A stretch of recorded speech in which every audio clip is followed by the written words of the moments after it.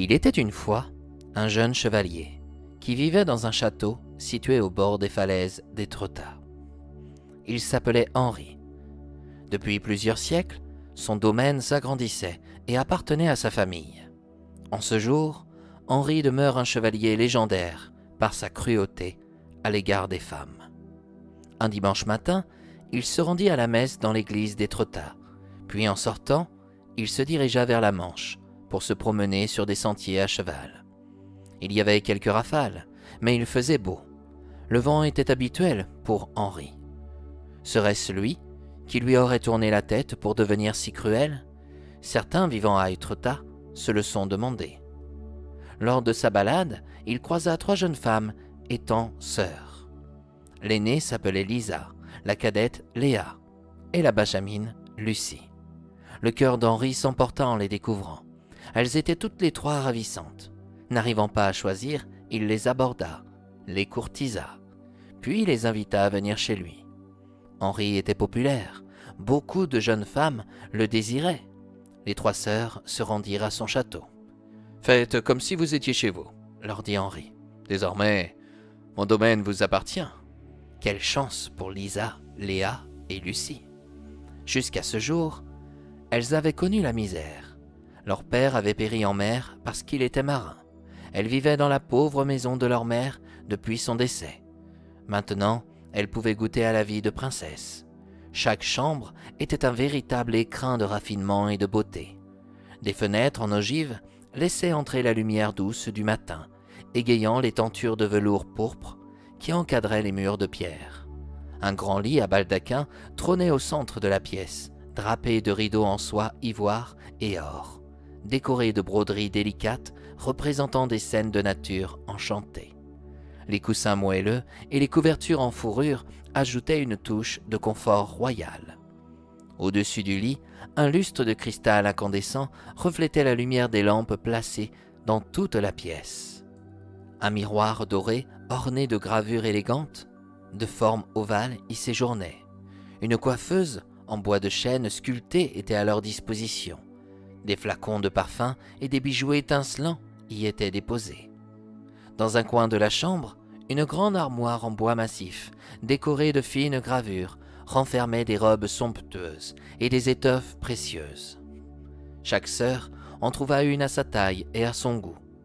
Sur le sol, un tapis épais, tissé à la main avec des fils d'or et d'argent, réchauffait la pièce et étouffait les bruits des pas.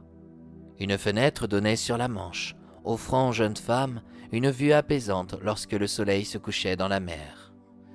Les chambres respiraient la noblesse et la délicatesse.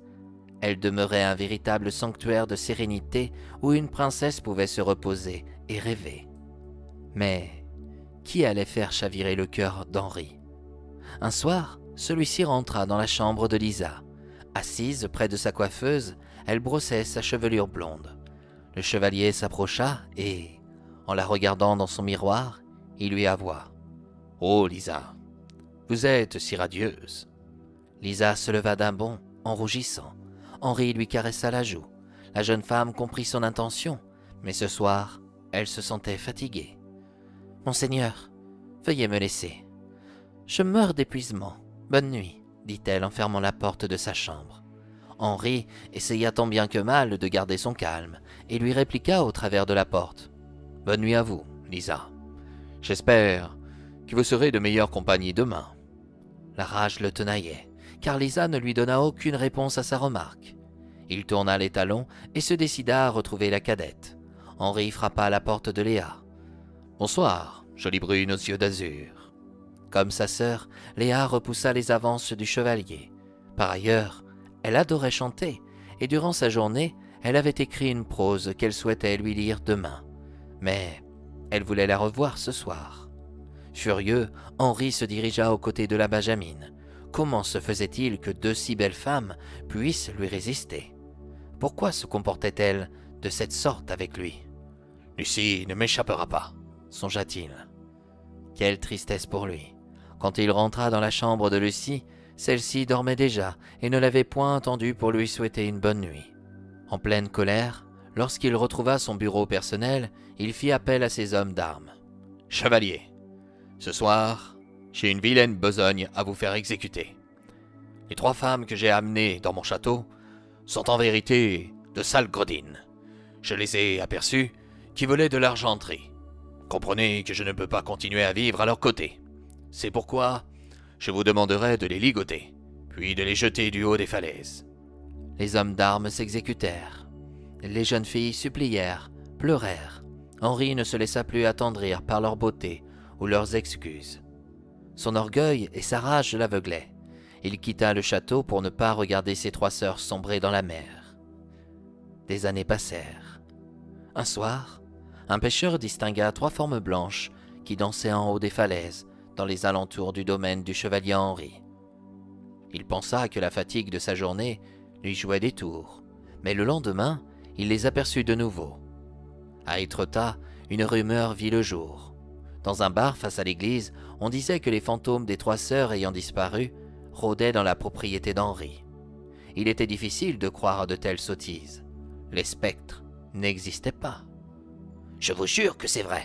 Je les ai vus comme je vous vois, » dit un pêcheur. « Tu les verrais peut-être moins si tu arrêtais de consommer ton calva. »« Mais viens avec moi ce soir, tu verras bien. » Oh, j'ai d'autres choses à faire que d'aller chasser des fantômes. » Le chevalier Henri avait vite oublié son crime. La mère des 3 jeunes filles était venue à sa rencontre, car elle n'avait plus de nouvelles de ses enfants. Henri prétexta qu'elles étaient parties de leur plein gré, sans savoir où elles désiraient se rendre. Que pouvait-elle répondre? La pauvre femme succomba lorsqu'elle aperçut ses enfants sous la forme d'un spectre. Elles étaient revenues vers elle pour lui déclarer d'aller retrouver leur père, que de continuer à vivre sa vie de misère.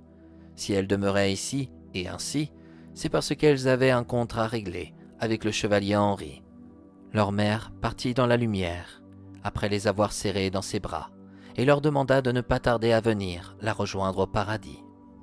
Un soir, alors qu'il regagnait son château, Henri passa sur un sentier qui lui rappela les 3 sœurs, qu'il avait croisées quelques années plus tôt. Au lieu de se rendre dans son domaine, il fila vers les falaises. Soudain, il sentit une présence dans son dos. Il se retourna, mais il n'aperçut personne. « Ah, décidément, je m'effraie pour un rien. » Au pied des parois, les vagues s'écrasaient avec fracas sur les rochers. Le vent soufflait comme toujours. Henri s'arrêta un moment au bord du précipice et contempla la mer. Il avala de grandes bouffées d'air. Soudain, il entendit « C'est haut, n'est-ce pas ?» En se retournant, il devint blême. Il avait devant ses yeux les revenantes d'Étretat, ses 3 filles, ses 3 sœurs qui avaient refusé ses avances. « Oh mon Dieu !» lâcha-t-il. « Aurais-tu la mémoire courte ?»« Comment vous oublierais-je? Que me voulez-vous ?»« T'envoyer là où tu nous as envoyés. »« Oh non, vous ne pouvez pas. »« Oh que si, je vous en supplie. » Saisi de terreur, Henri omit le précipice qui se trouvait derrière lui. Lorsqu'il recula, il tomba dans le vide, et les 3 revenantes d'Étretat ne virent aucune lumière se présenter à elles, mais plutôt un portail magique qui laissa apparaître une femme. « Qui êtes-vous » demanda Lisa. « Je m'appelle Justitia. Je viens d'un autre monde qui se nomme Britannia. Là-bas, je symbolise la justice. »« Pourquoi êtes-vous ici » interrogea Léa. « Pour vous rendre ce que ce chevalier cruel vous a volé. »« Comment ça » intervint Lucie. « À Britannia, nous sommes constamment au courant de tout ce qu'il se passe sur la terre. Cependant, pour nous protéger, je suis également obligé de venir à la rencontre des terriens, afin de leur faire oublier certains faits de magie qui ne doivent pas demeurer dans leur mémoire. En revanche, votre histoire gardera une trace dans un ouvrage. Il aura pour titre « France, conte fantastique ». Mais celui-ci apparaîtra dans quelques siècles. « Allez-vous nous rendre la vie ?» demanda Léa. « Oui, car pour Lankou, votre heure n'était pas venue. »« C'est qui Lankou ? L'ouvrier de la mort. Il est vrai que vous ne le connaissez pas. C'est dans le nord de la Bretagne qu'il est le plus représenté. Mais notre mère, pour votre mère, Lisa, son heure était arrivée. Elle ne pourra pas ressurgir auprès de vous. En revanche, rassurez-vous, elle a retrouvé votre père. » Justitia ne laissa pas les 3 sœurs poser une autre question. Avec un sort, elle leur redonna la vie et modifia des instants de leur mémoire. Dans leur esprit, leur mère avait péri en ayant souffert d'une vilaine grippe. Quant au chevalier Henri, c'était comme s'il n'avait jamais existé. Son château avait même changé de place. Avec la magie, Justicia pouvait tout exécuter.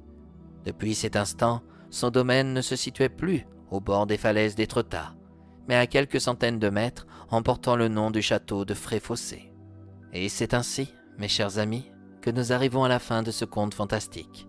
Dans celui-ci, il est bon de retenir qu'on ne peut pas avoir le beurre et l'argent à la fois, et qu'il vaut mieux se contenter de ce que l'on possède déjà. Le chevalier Henri s'est montré égoïste en s'appropriant les 3 sœurs pour lui-même. L'amour ne se commande pas et ne s'achète pas.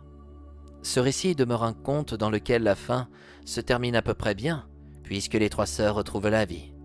Ce qui reste malheureux dans notre réalité, c'est que le chevalier aurait vraisemblablement eu de beaux jours devant lui, alors qu'il avait tué 3 jeunes femmes tranquilles qui désiraient simplement vivre paisiblement.